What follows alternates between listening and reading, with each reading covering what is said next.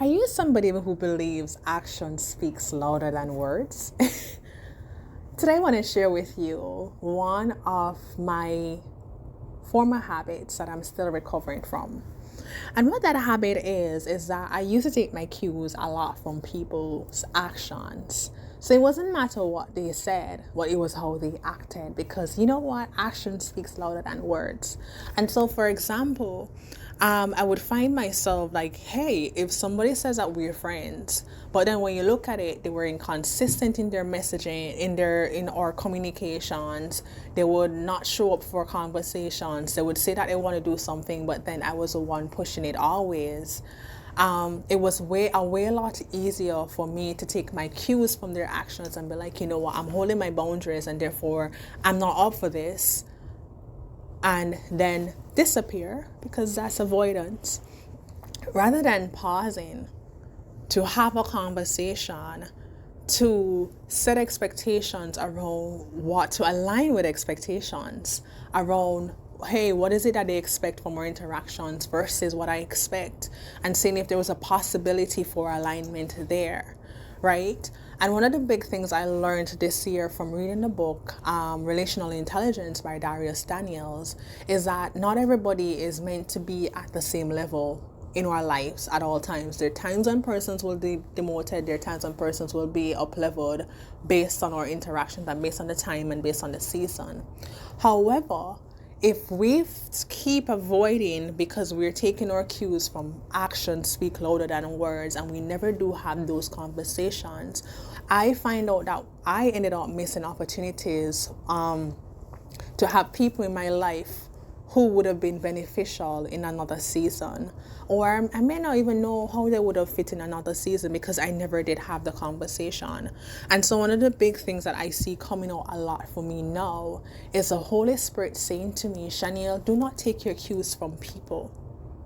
Do not lean on actions speak louder than words. Pause to have the conversation. Pause to find out, hey, I know you said that you want to be here, but based on what I'm seeing, these are the actions that I'm seeing. And it's not even a matter of blaming the person, but being able to say, this is what I'm seeing, and I believe that we need to have a conversation around alignment of expectations.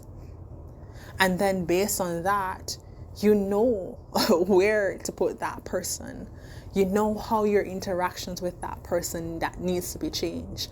And it's not a matter of to say that all the time these conversations will actually result in what you expect, right? And you wanted to keep that person at that level and it will meet all your desires, etc.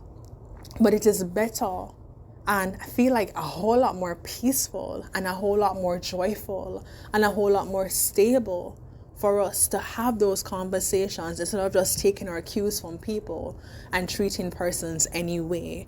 Because sometimes when we take our cues from people, we have no idea what's going on in their lives.